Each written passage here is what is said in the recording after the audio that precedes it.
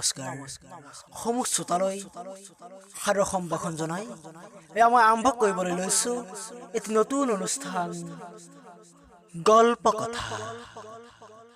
আজি গল্প কথাত আপোনালোকৰ সৈতে গল্পৰ সুবাস বিলাবলৈ বিচাৰিছো দীপ ডেকাৰ দ্বাৰা ৰচিত এটি গল্প যাৰ শিৰোনাম হৈছে কান্দোন।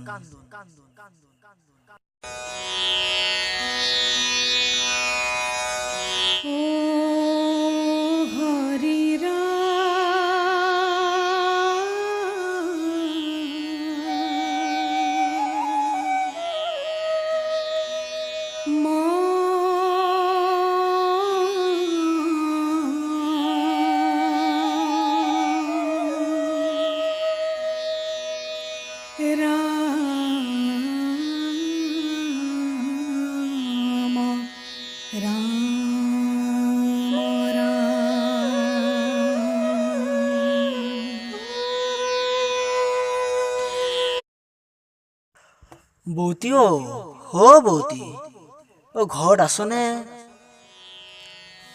নঙলা মুখত পুতেকৰ মাত শুনি আঘুনি হাতত চাকিটো লৈ লৰালৰিকৈ ওলাই আহিল। কিন্তু ক'তা কোনোতো নাই। জপনাখন খুলি এবাৰ সোঁফালে এবাৰ বাওঁফালে তাই মনিব পৰালৈকে চাই পঠিয়ালে। নাই, কোনো নাই।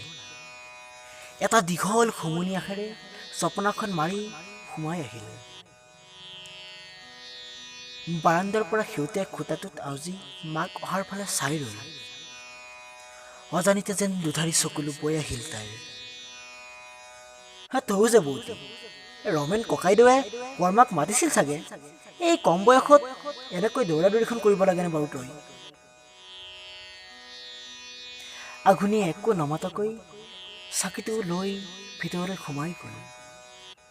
সৰু সুৰা বস্তু থোৱা বাঁহৰ চাংখনৰ এটা মূৰত চাকিটো থৈ বিচনাখনত বহিল। নিতৌ হোৱাৰ দৰে এবুকু চিন্তাই বেঢ়ি ধৰিলে তাইক।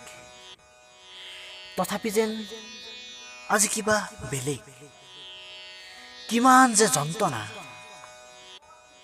আনকি নিজৰ মানুহটোৱেও অকালতে এৰি গৈছে তাইক।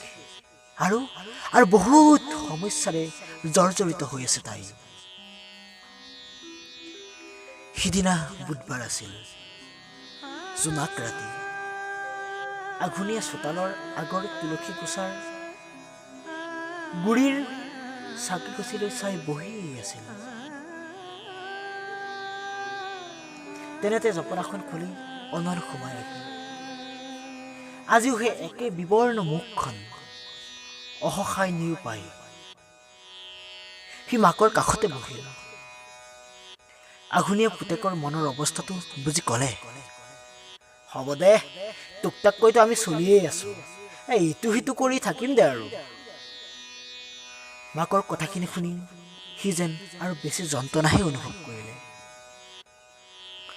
যন্ত্ৰণা মাকৰ, যন্ত্ৰণা ভনীয়েকৰ, আৰু যন্ত্ৰণা তাৰ মৰমৰ তৰাৰ বাবে। তৰা মানে তাৰ সপোন আশাৰ ভৱিষ্যত।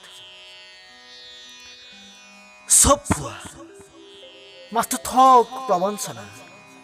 আমিবোৰ যেন জীয়াই থকাৰ যোগ্যই নহয়।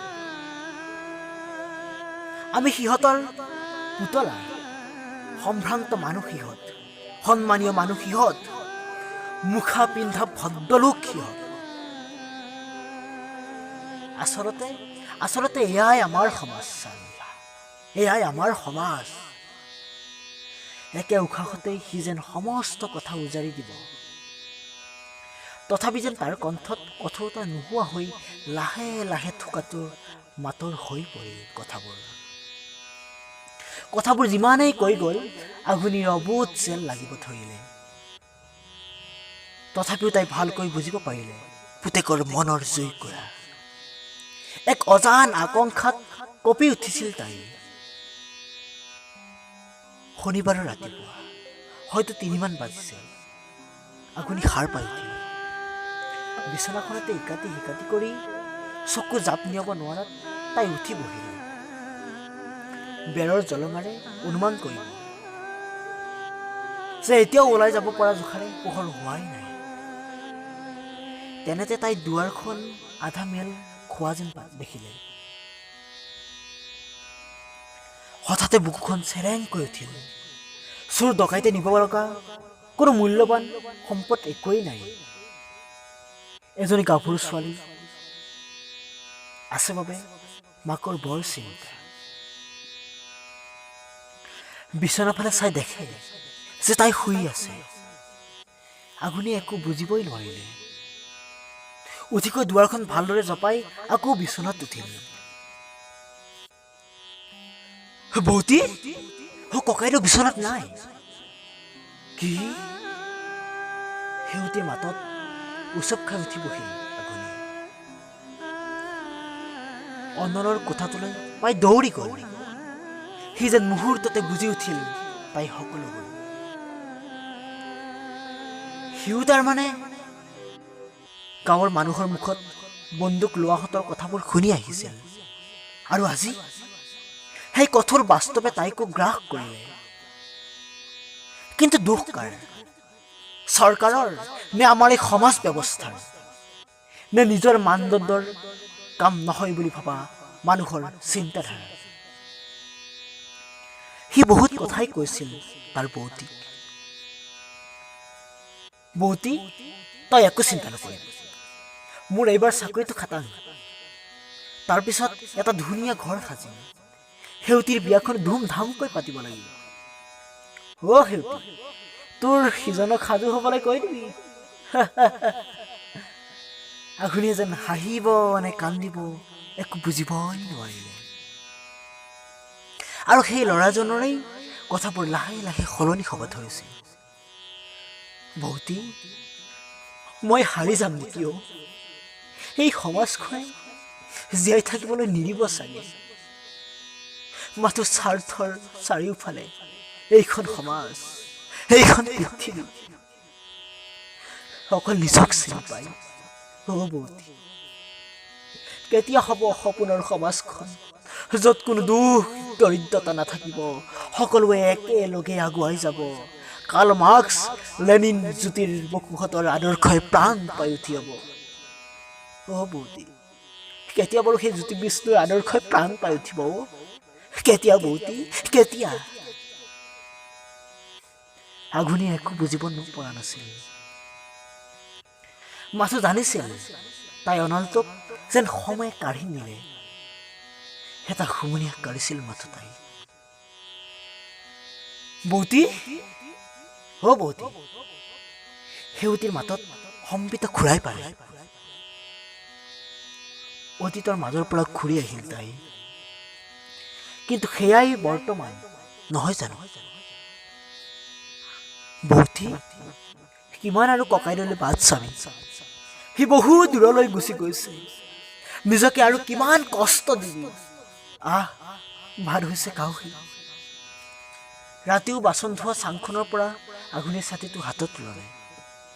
এনেতে অনুমান কৰিলে যে গাড়ী এখন আহি ঠিক সিহঁতৰ বাটতেই ৰৈছে। হেৰা, সেইখনচোন পুলিচৰ গাড়ী। আপুনি অনল বৰুৱাৰ মাক? আপুনি এতিয়াই থানালৈ যাব লাগিব। বডি এটা চিনাক্ত কৰিব লাগে।